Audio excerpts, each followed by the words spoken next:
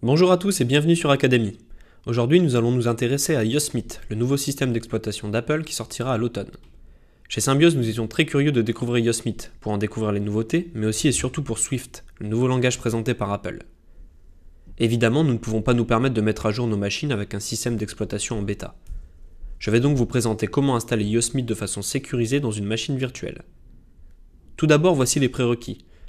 Il vous faudra forcément une copie du système d'exploitation, soit en le téléchargeant sur votre compte développeur Apple qui coûte environ 99$ par an, soit en faisant preuve d'un peu d'imagination. Il vous faudra aussi une clé USB de 8 Go au moins, et enfin VMware Fusion qui est payant mais que vous pouvez utiliser gratuitement pendant 30 jours. L'étape la plus longue consiste à créer une clé USB bootable pour installer le système. Je vais vous guider pas à pas dans ce processus. Ouvrez tout d'abord le dossier téléchargé correspondant à l'OS. Si vous l'avez téléchargé depuis l'App Store, il vous faut vous rendre dans le dossier Applications, Install OS X 10.10 Developer Preview et faire un clic droit pour afficher le contenu du paquet. Dans Contents Shared Support, vous trouverez une image disque s'appelant installeSD.dmg. Dans mon cas, j'ai déjà copié le dossier sur mon bureau pour faciliter la présentation. Nous allons donc monter l'image installeSD.dmg. Le dossier contient un certain nombre de fichiers cachés dont nous avons besoin. Nous allons donc lancer une commande en console nous permettant de les afficher. Puis, nous relançons le Finder. On aperçoit maintenant les fichiers cachés comme les fichiers .dstore. Dans le dossier monté, on voit également une image qui s'appelle basesystem.dmg. Profitons-en pour le monter également.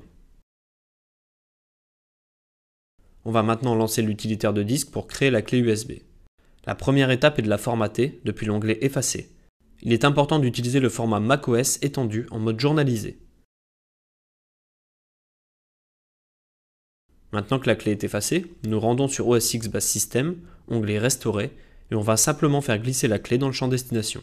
On clique sur Restaurer et on valide l'effacement de la clé. Il ne nous reste plus qu'à attendre, cela prend plus ou moins de temps selon la rapidité de votre disque et de celui de votre clé. Une fois la clé restaurée, elle affiche automatiquement son contenu. On va se rendre dans Système, Installation et supprimer le lien symbolique Package. Nous allons le remplacer par le dossier Package original de notre disque d'installation.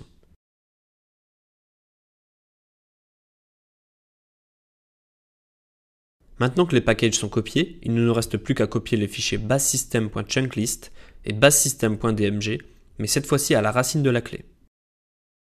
C'est terminé, notre clé USB est maintenant prête à l'emploi.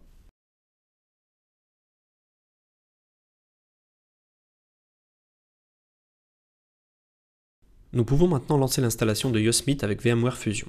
On va donc créer une nouvelle machine virtuelle customisée, on se rend dans Plus d'options, créer une machine virtuelle personnalisée et on choisit Apple macOS X 10.09.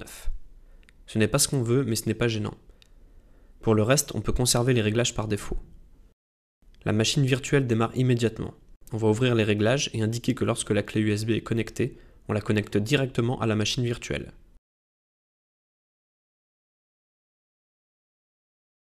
On voit maintenant qu'on peut booter sur un device USB, c'est ce qu'on choisit. L'installation est prête à démarrer. Il nous suffit maintenant de dérouler le processus de façon classique, comme pour une installation sur une machine physique.